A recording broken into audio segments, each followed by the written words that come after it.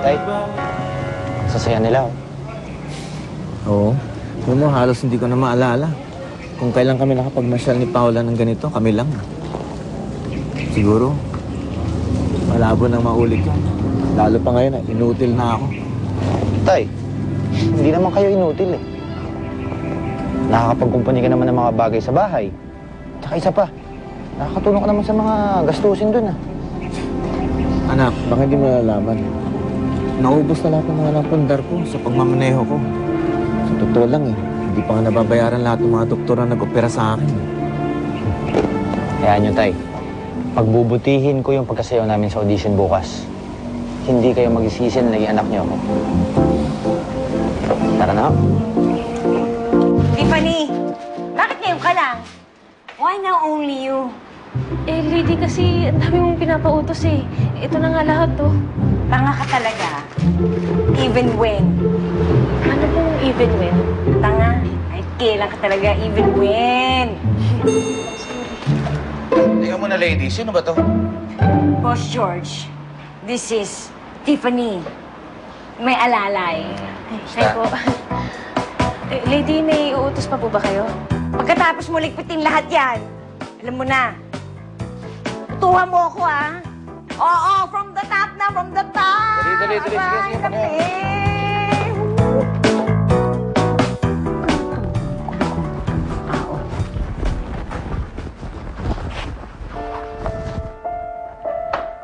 Oh, dito ka na pala, Paula. Ay, nako! Wala na ba kayong magawang matino na hindi uinit ang ulo ko pag uwi ko rito? Nay, ako na pong mag-aayos niyan. Nay? Ulitin mo nga yun? Oy, kahit kailan, hindi kita magiging anak, ha? Hindi mo ko nanay. O bakit naman, Paula? Ano nangyari sa BIR? Eh, gayon. Ganun pa rin, kulang ang kolekta ng buwis. Kami na naman ang sinisisi. Eh, iba naman ang trabaho namin. Kami ay tigalista lang, tiga-kwenta. Alam mo, Elvis, pagod na ako. I am so tired! Naintindihan kita. Ba't di ka na magpahinga sa taas? Kami na bahala dito. Eh, tulungan naman niyo ako. Nag-uwi ka pa dito ng isang palamunin na hindi naman marunong magtrabaho. Alam mo ako, puro bigay na lang. Lagi na lang ako nagbibigay. Pagkatapos, ako pa ang masama. Sinakripisyo ko na ang buong buhay ko. Sinakripisyo ko ang aking career. My beauty. Look at me. Look at me. I'm so tired. Look at me.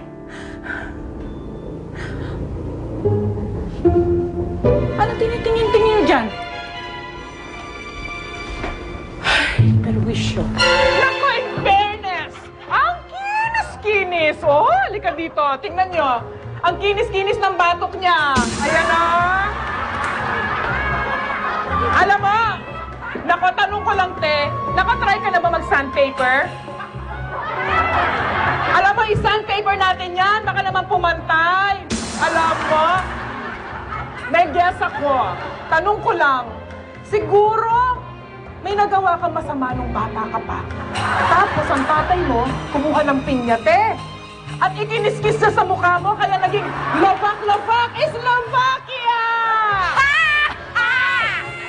Spotman, pakilagay nga yung spotlight doon sa malakas tumawa. Nako, siguro ang ganda-ganda niya.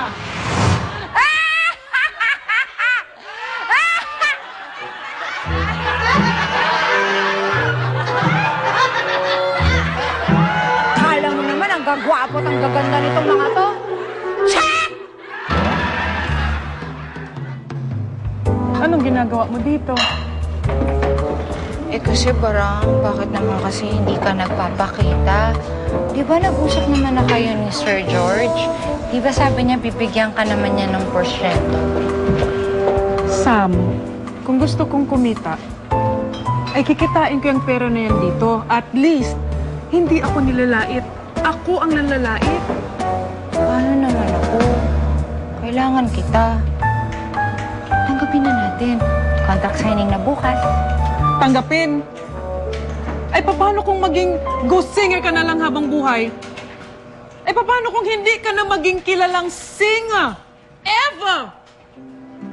Parang, kahit pa takpan nila yung mukha ko, pero maririnig naman ng mga tao yung boses ko. Parang natupad na rin yung pangarap ko.